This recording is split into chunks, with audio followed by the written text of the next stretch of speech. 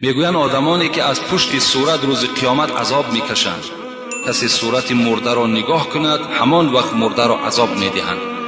برای همین پیش از مردن صورت را بسوزانید. راست است.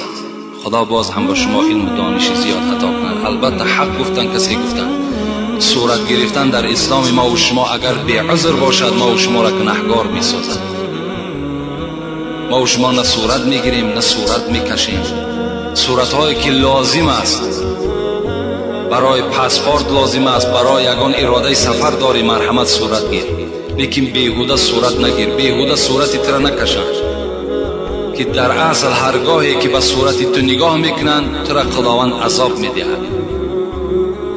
امروز متاسفانه خانه همه مسلمان ها پر از صورت است، علل خصوص در همین قشلاق ها اینقدر صورت زیاد جمع شدگی است. بالای همون جیودانی که دارند گردابگیر همه پر از صورت است.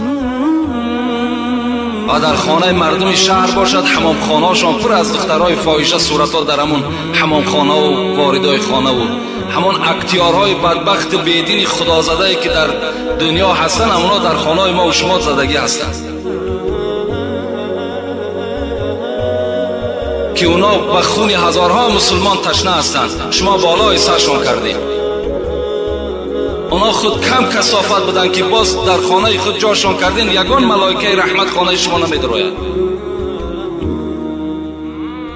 نگذارین در خانهاتون صورت ها را. مرحمت صورت کعبه است، صورت یک منظره است، یک منظره را بیارین کشال کنین.